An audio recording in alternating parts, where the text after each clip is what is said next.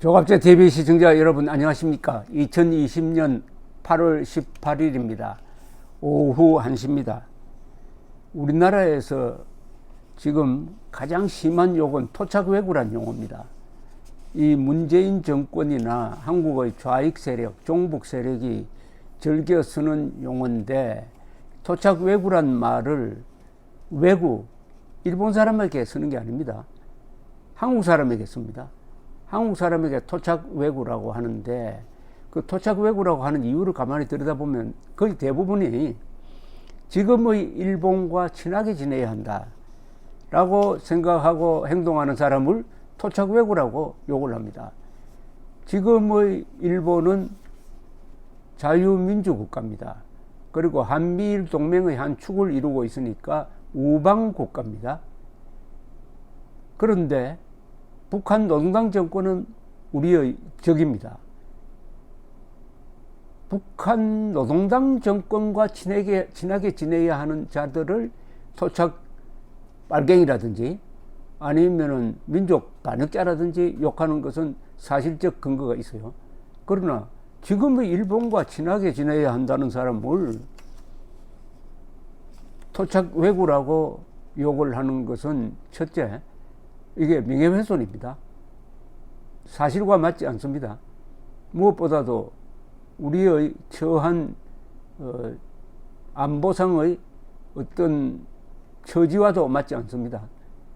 그리고 무엇보다도 이것은 국제사회에서 가장 싫어하는, 가장 나쁘다고 규정하는 인종주의적 발언입니다.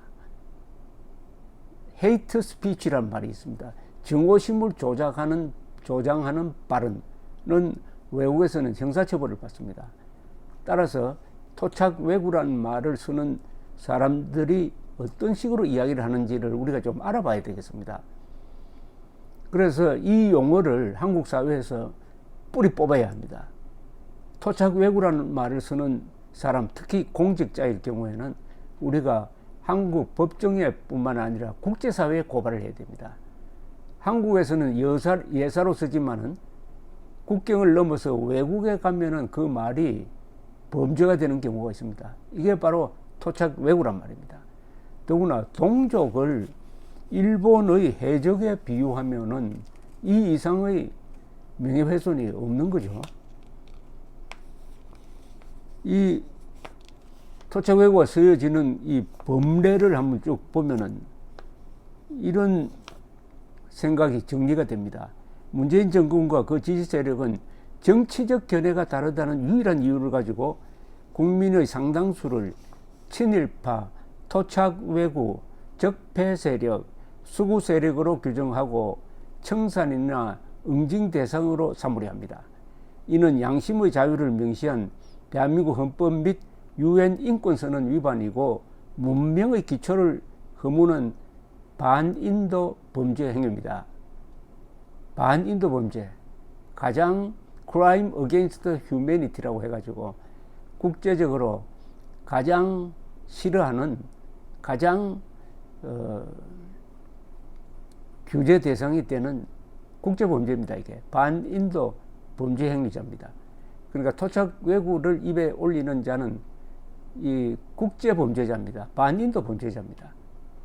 유엔 인권선언 제2조는 이렇습니다. 모든 사람은 인종, 피부색, 성, 언어, 종교, 정치적 또는 기타의 견해, 민족적 또는 사회적 출신, 재산, 출생 또는 기타의 신분과 같은 어떠한 종류의 차별이 없이 이 선언에 규정된 모든 권리와 자유를享유할 자격이 있다. 그리고 우리 헌법입니다. 11조 1항. 모든 국민은 법 앞에 평등하다. 누구든지 성별, 종교 또는 사회적 신분에 의하여 정치적, 경제적, 사회적, 문화적 생활의 모든 영역에 있어서 차별을 받지 아니한다. 즉 친일파나 토착외구란 말을 흉기처럼 쓰는 자는 유엔 인권선언 그리고 대한민국 헌법 위반자라는 뜻입니다. 그런데 이런 행태의 근저에는 반일 종족주의가 도사리고 있습니다. 일본 군국주의가 아닌 오늘의 일본까지도 무조건 미워해야 하고, 그러지 않으면 비난이나 숙청 대상으로 여기는 그런 생각이죠. 인류 보편적 가치관에 역행하는 부족 국가 시대의 논리입니다. 특정한 나라나 특정한 민족을 무조건적으로 반대하는 것은 대한민국 헌법 및 유엔 헌장과 유엔 인권 선언은 물론이고 가치 동맹이기도 한 한미일 군사 동맹 정신과도 배치됩니다. 토착 왜구는 친일파보다도 더한 차별적 용어로서 지금의 민주국가 일본과 친하게 지내야 한다는 한국 국적자를 반역자, 매국노, 일본 부역자, 강도단에 비유해가지고 정오심을 불러일으키는 반인도적 폭언입니다. 선진국에서 이런 말을 공직자가 하면은 형사처벌을 받고 정치적으로 매장됩니다. 친일파와 토착 왜구는 북한 노동당 정권도 애국 세력을 공격할 때 문정권 세력과 같은 논리로 그리고 같은 목적으로 쓰는 공통어가 되었습니다.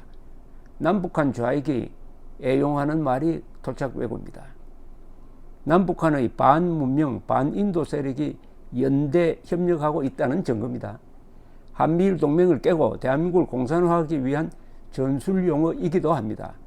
국민을 친일대 반일로 분열시킨 다음 대한민국 수호 세력을 친일파 토착 왜구로 몰아가면서 정권을 계속 유지해 가겠다는 계산이 깔려 있습니다. 우리 민족끼리도 배타적 인종차별 용어입니다. 더구나 민족 반역자 김일성 세력이 말하는 우리 민족끼리는 그 본뜻이 우리 민족 반역자끼리라고 해석을 해야 합니다. 민족 반역자와 민족 공조하겠다는 자도 물론 민족 반역 세력입니다. 그리고 민족 반역자 김일성을 민족 반역자로 보지 않겠다는 자도 민족 반역 세력입니다. 위대한 민족 독립, 자주 독립 그리고 건국 정신의 구현자인 이승만을 민족 반역자로 보는 자도 민족 반역자입니다. 친일파 토착 왜구는 종족주의에 근거한 반문명, 반인도, 반국가적 인종차별 용어입니다. 따라서 이를 사용금지시켜야 합니다. 그리고 사용자를 색출해가지고 응징해야 합니다. 여러분들이 구글 검색을 통해서 토착 왜구란 말을 쓴 사람 명단을 뽑아가지고 공개를 해야 됩니다. 그리고 국제사회에 고발해야 됩니다. 이 자는 인종차별주의자니까 앞으로 적절하게 출입국 할 때 규제를 해 주십시오 해야 됩니다. 반대한민국 세력의 가장 유효한 무기인 친일파와 토착 왜구를 무력화시키면은 대한민국 세력이 이기게 되어 있습니다. 그런데 토착 왜구, 일명 토왜라고 하는 이 용어는 2019년 3월 15일 반민특위로 인해 국민들이 분열됐다라는 나경원 당시 자유한국당 원내대표의 발언을 민주평화당 대변인이 논평하면서 정치판에 최근에 등장한 사례입니다. 국민을 분열시킨 것은 반민특위가 아니라 친일파들이었다. 실패한 반민특위가 나경원과 같은 국적불명의 괴물을 낳았다. 다시 반민특위를 만들어서라도 토착 왜구는 청산되어야 한다. 토착 왜구 나경원을 역사의 법정에 세워야 한다. 자, 이 토착 왜구의 족보를 찾으면 이렇습니다. 을사늑약 1905년이죠. 이후 주로 사용되었습니다. 친일파와 유사한 뜻으로 사용되었는데, 근데 1910년 대한매일신보의 토외천지라는 글이 있습니다. 을사늑약 이전 기록에서도 토외라는 용어가 확인됩니다. 1899년에 김화식이라는 사람이 쓴 글에는 오늘날 개화배를 세상 사람들은 소위 토외라고 한다. 개화운동 한 사람도 토외로 몰렸습니다.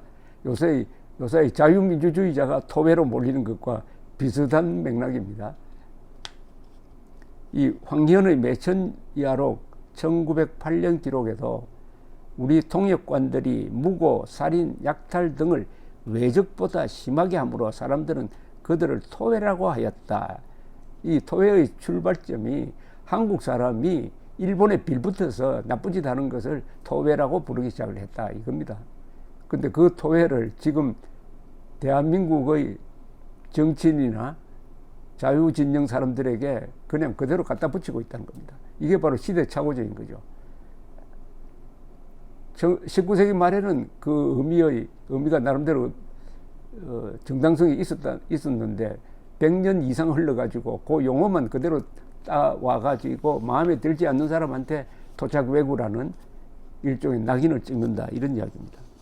이 흥미로운 점은 북한의 대남선전기구인 우리민족끼리, 이 우리민족끼리라는 이 말이 벌써 민족 반역 용어죠. 우리민족끼리, 아니 우리가 김정은을 상대로 우리민족끼리 하면 됩니까? 형사가 살인 강도를 상대로 우리민족끼리 하면 됩니까? 그게 우리민족끼리에서도 토착외구라는 용어를 사용하기 시작했는데 한국에서 남한에서 먼저 사용하니까 그냥 그대로 가져간 것 같기도 합니다.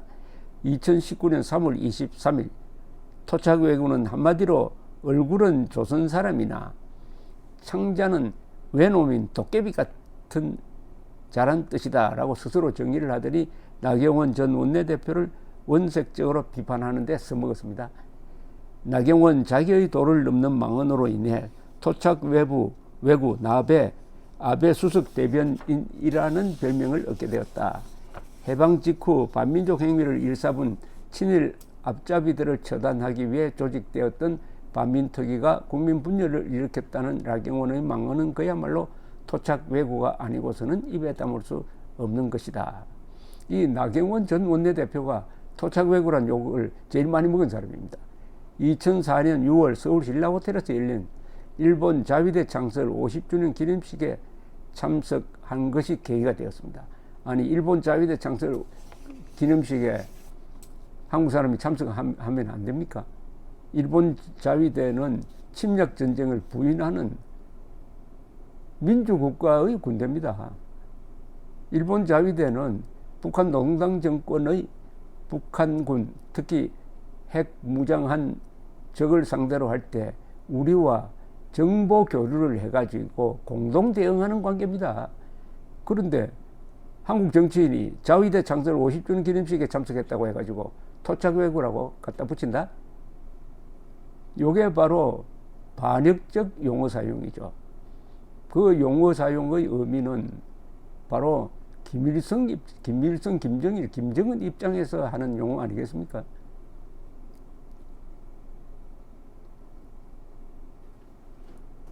본인들 나 전 원내대표는 당신은 자유한국당이네요. 자유한국당 최고위원회에서 지적한 발언이 문제가 되었는데 이렇게 이야기를 했습니다. 나경원 씨가 한 이야기는 본인들 마음에 안 드는 역사적 인물에 대해서는 친일이라고 올갈물을 씌우는 것 아닌가 하는 생각이 듭니다.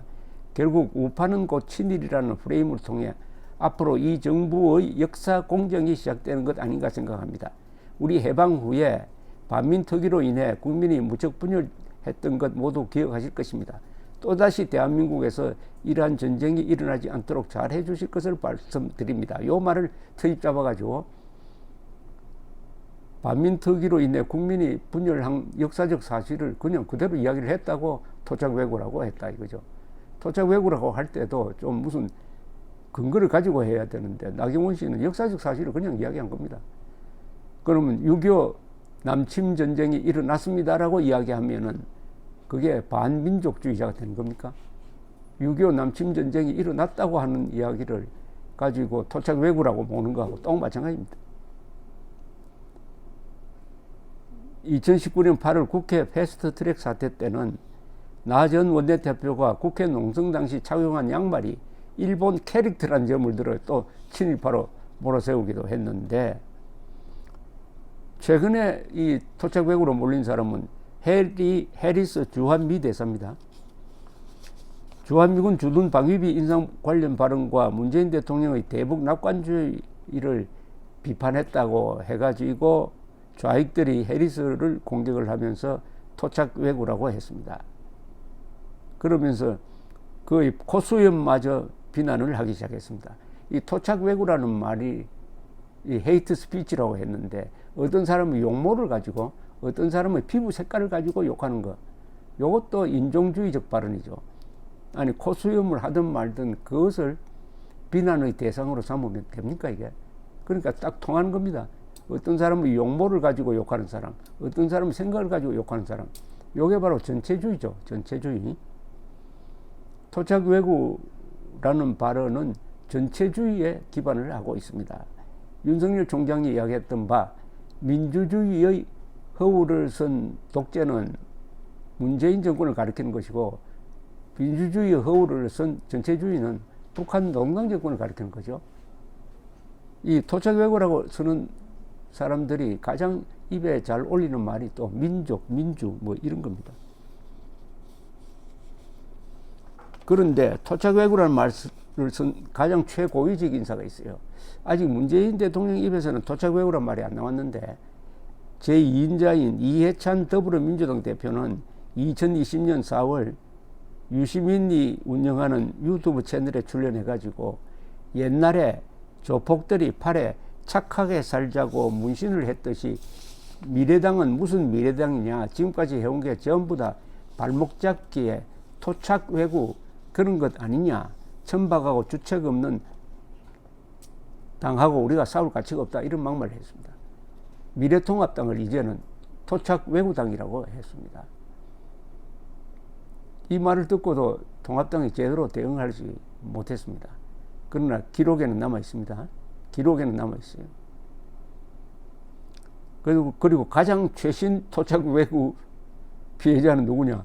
위안부 할머니 이용숙 씨, 더불어민주당 비례대표로 국회에 입성한 윤미향 정의기억연대 전 이사장을 속을 만큼 속았고 이용당할 만큼 당했다고 공개 비판하니까 토착외구 치매 노인이란 말이 돌아왔습니다. 롯데호텔은 2014년 주한 일본 대사관의 자위대 60주년 행사에 소공동 롯데호텔 3층 사파이어 볼룸을 대관하기로 한 사실이 알려지면서 토착외구라는 비판을 친일기업이라고 했군요. 친일기업이라는 비판을 많이 받았습니다. 자위대를 유독 이 민족 반역 세력이 저주하는 이유가 있습니다. 자위대를 한일 관계에서 요 자위대를 일본의 군국주의와 연결시킵니다. 일본의 군국주의는 1948년 8월 15일까지입니다. 그 이후에 메가더 사령부가 들어서 가지고 군정을 펴면서 일본을 자유민주주의 체제로 바꿉니다. 그러면서 군대를 만듭니다. 그것을 자위대라고 이름 붙였습니다. 그런데 군대라는 말을 못 써요. 일본 메가더 사령부가 초안을 만든 이른바 평화헌법 체제 하에서는 일본은 군대를 가지지 못하게 되었습니다. 그래서 자위대라는 명칭을 씁니다. 물론 그 실질은 군대죠. 그런데 이 아베 수상이 군대 헌법을 고쳐가지고 군대라는 말을 쓰자고 하니까 일본 안에서도 반발이 일어나고 해서 아직도 자위대입니다. 자위대. 이런 자위대를 적으로 보는 한국 사람이 통계에 의하면 한 50%가 됩니다. 조갑제닷컴이 한 작년에 조사를 해봤더니 국민들의 50% 이상이 일본을 적으로 보고 있다는 겁니다. 일본을 적으로 보고 있다. 이렇게 해서 대한민국의 공동체를 운영할 수 있겠습니까? 공동체는 누가 적이고 누가 동지라는 것을 알아야 지켜낼 수 있는 조직입니다. 북한 노동당 정권을 친구라고 생각하고 북한 노동당 정권과 손잡는 것을 민족 공조라고 생각하고 우리의 우방국인 일본 또는 일본 자위대와 협력하는 것을 토착외구 지시나 민족 반역이라고 생각하는 한국 사람들이 약 50%나 된다. 이 또 최대치로 잡았죠. 물론 이건 많이 바뀔 수가 있습니다. 문재인 정권의 지지율이 떨어지면 또 이 비율도 같이 연동돼서 떨어집니다. 어쨌든 한국 사람들이 가짜 민족주의에 속아가서 일본을 적으로 보는 사람들이 늘어가고 북한 농당 정권을 적으로 보지 않는 사람들이 늘어난다 하면 대한민국은 지켜질 수가 없습니다. 문재인 정권이 저지른 가장 반국가적인 행위 중에 하나가 한국군을 향해서 북한 노동당과 북한군을 주적으로 보지 말도록 한 사실이죠. 북한 노동당이 적이 아니면은 대한민국은 적을 다른 데서 찾아야 됩니다. 그래서 일본을 지금 적으로 찾아가지고 그 일본과 협조하지 않은 사람까지 친일파와 토착 왜구로 몰고 가는 이 망국적인 사태에 이제 종지부를 찍을 때가 왔습니다. 김원웅의 망언이 바로 이 토착 왜구의 문제점을 돋보이게 할 것인데, 이 토착 왜구에 대해서는 한 번 더 이야기할 기회가 있을 것입니다. 왜냐? 토착 왜구라고 볼만한 사람이 한 사람 있긴 있어요. 그게 누군지 나중에 제가 한번 설명을 드리겠습니다. 진짜 토착 왜구입니다. 이거는. 감사합니다.